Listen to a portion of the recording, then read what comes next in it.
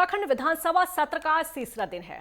सदन में आज प्रदेश सरकार अनुदान मांगों पर विभागवार चर्चा के बाद 11,321 करोड़ का अनुपूरक बजट पारित कराएगी। बुधवार को सरकार ने अनुपूरक बजट के साथ में सदन में उत्तराखंड राज्य आंदोलन के चिन्हित आंदोलनकारियों और उनके आश्रितों को सरकारी सेवा के आरक्षण विधेयक समेत कुल 12 विधेयक पटल पर रखे थे। अनुपूरक बजट पेश होने के साथ ही अनिश्चितकाल के लिए सदन स्थगित हो सकता है।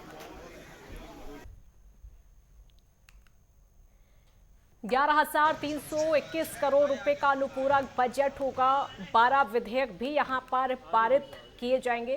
हालांकि विपक्ष का जिस तरीके से हंगामा है उसको देखते हुए लग ये रहा है इस हंगामे के चलते शायद ये सत्र स्थगित हो जाएगा अनिश्चितकाल के लिए। ज्ञानेंद्र तिवारी संवाददाता हमारे साथ जुड़े हैं और ज्यादा जानकारी के लिए ज्ञानेंद्र, क्या कुछ आगे हो सकता है, क्योंकि 12 विधेयक हैं जो कि पारित किए जा सकते हैं और उसके बाद उम्मीद ये है कि विपक्ष का हंगामा ज्यादा होगा और स्थगित भी हो सकता है। बिल्कुल। तीसरे दिन सत्र की कार्यवाही सुबह 11 बजे जैसे ही आरंभ हुई प्रश्नकाल शुरू किए गए और ऐसे में विधायकों की तरफ से जो प्रश्न लगाए गए थे उसमें चर्चाएं देखने को मिली है।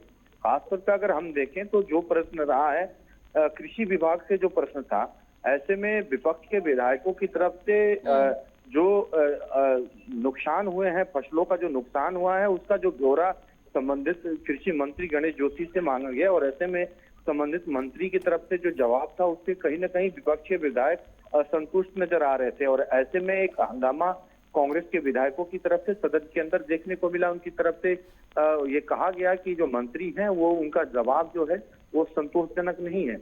ऐसे में सदन के तीसरे दिन की कार्यवाही के दौरान प्रश्नकाल में तमाम ऐसे मामले पर उठे हैं, चाहे वो स्मार्ट सिटी के कामकाज का मामला हो।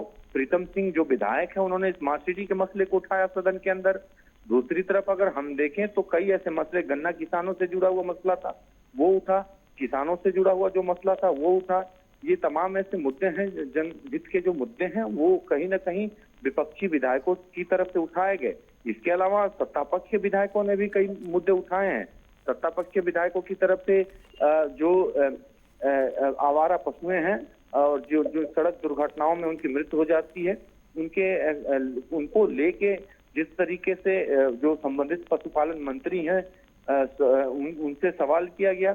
सौरभ अगुड़ा के जो जवाब थे उससे कहीं ना कहीं जो विपक्ष के विधायक संतुष्ट नजर नहीं है और जो सत्ता पक्ष के सवाल करने वाले विधायक थे वो भी संतोष परक जवाब नहीं मिलने के कारण संतोष नजर नहीं आए। तो ये एक बड़ा देखने को मिला कि जो मंत्रियों के जवाब थे उसमें होमवर्क की कमी देखने को मिल रही थी और कहीं ना कहीं विपक्ष के विधायक लगातार सरकार के कामकाज पर सवाल खड़े कर रहे थे।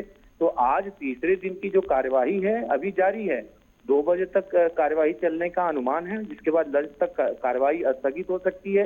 3 बजे पुनः जो कार्यवाही है सदन की प्रारंभ होगी और आज जिस तरीके से जो अनुपूरक बजट है वो पेश किया गया है उसको पारित कराना है सरकार को।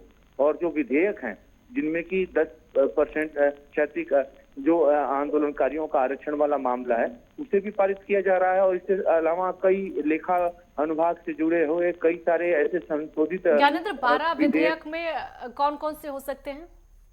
देखिए, जो राज्य आंदोलनकारियों से जुड़ा हुआ 10% का जो आरक्षण का विधेयक है, इसके अलावा अगर हम देखें लेखानुभाग से जुड़ा हुआ संशोधित प्रस्ताव है, माल कर से संबंधित संशोधित प्रस्ताव है, कई सारे संशोधित प्रस्ताव हैं।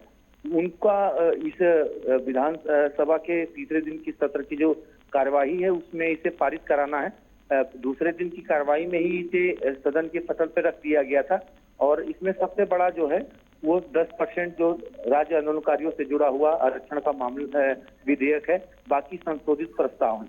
तो कुल मिला के अगर हम देखें तो आज का दिन काफी अहम है। समय कम है क्योंकि अभी प्रश्नकाल का समय चल रहा है। लंच के बाद आगे की जो कार्यवाही प्रारंभ होगी तो उम्मीद की जा रही है कि शाम के वक्त जो अनुपूरक बजट है वो सरकार पास कराती हुई नजर आएगी।